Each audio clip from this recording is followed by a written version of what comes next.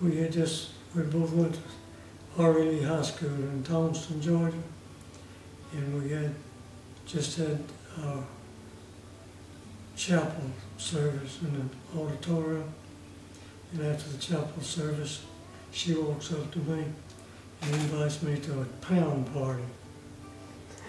Folks won't know what a pound party is, but she invited me to a party that was going to be held right down the street from her over the weekend. I went to that pound party. I took a buddy with me because I was going to have to walk home about 7 miles from where I live. So I took Roy, but weren't with me. Well, I don't remember anything that happened during the party. But what I do remember is, as soon as we started walking home, I told Roy we were married that woman. She was 15, I was 16. We were juniors in high school.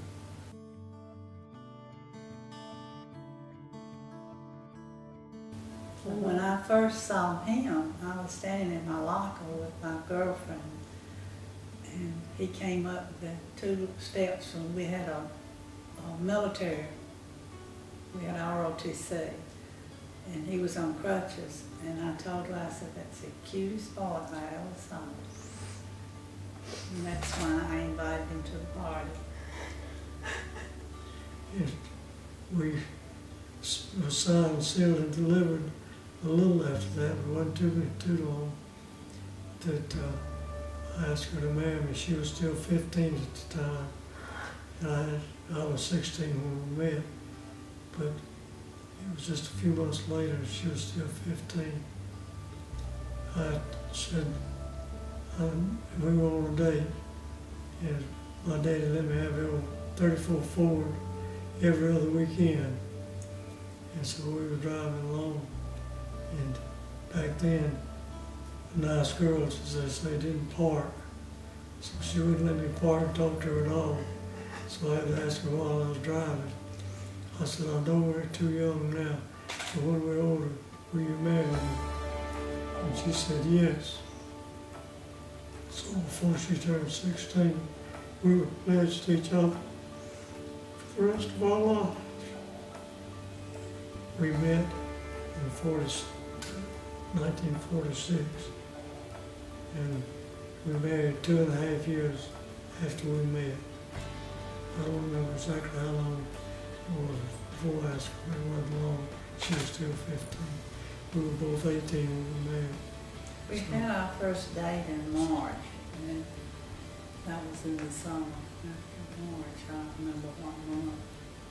It was, we were on summer break. And we married September 48. Wow. September 11th, by the way. Well, I think one thing that was binding and sweet was he never let me go to sleep upset. We always reconciled our differences before we went to sleep. And I think that helps. You don't dwell on it. Mm-hmm. She loves being there. She waits on me hand and foot. I don't see how she can put up with it at all. She assures me every day that she loves me more than ever.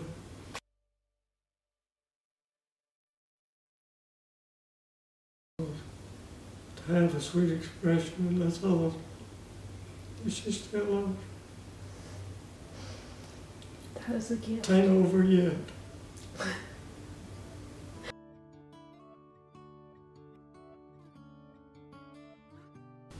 We love each other more today than we ever did.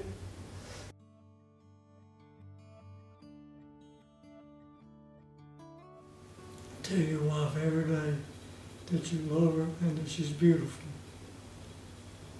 I tried to do that. I still do it every day. You're always right.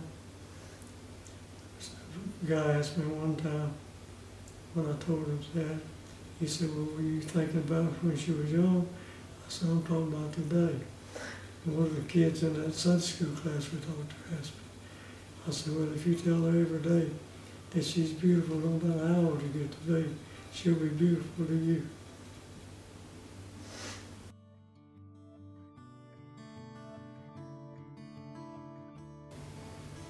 He's a man of God. He's patient and he's kind.